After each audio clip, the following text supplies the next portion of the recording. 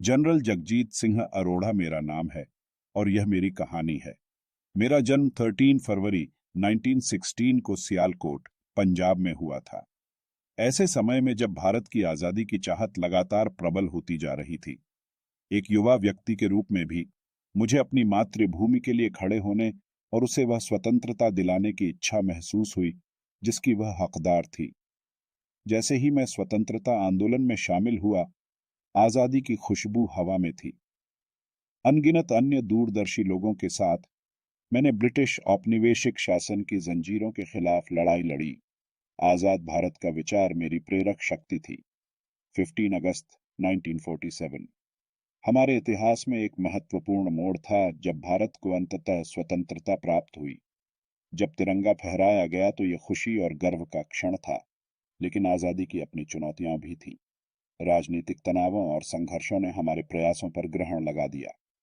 1971 के भारत पाकिस्तान युद्ध के काले दिनों में मैं सामने आया। भारतीय सेना के कमांडर के रूप में मैंने दृढ़ संकल्प और रणनीति के साथ हमारे सैनिकों का नेतृत्व किया।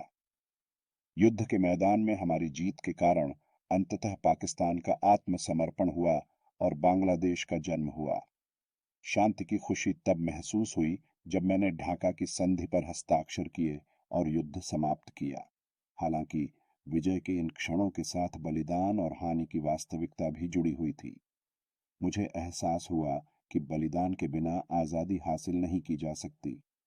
मेरी यात्रा दृढ़ संकल्प, बलिदान और स्वतंत्रता के आदर्शों में अटूट विश्वास की रही है। मुझे भारत के इतिहास और सभी नागरिकों के लिए अधिक न्यायपूर्ण भविष्य की दृष्टि में ताकत मिली। इतिहास की किताबों में मेरा नाम एक योद्धा और नायक के रूप में दर्ज हो सकता है, लेकिन मैं अकेला नहीं था। हम में से प्रत्येक ने स्वतंत्रता की रूपरेखा तैयार करने में योगदान दिया। मेरी विरासत भावी पीढ़ियों के लिए प्रेरणा का काम करती है, जो स्वतंत्रता और न्याय की विरासत को आगे बढ़ाएंगी। मेरा जीवन उन आदर्शों के प्रति श्रद्धांजलि है जिनके लिए मैंने संघर्ष किया। एक स्वतंत्रता सेनानी के रूप में मेरी यात्रा हम सभी को दिखाए कि अतीत के बलिदान एक आशापूर्ण भविष्य की नींव रखते हैं।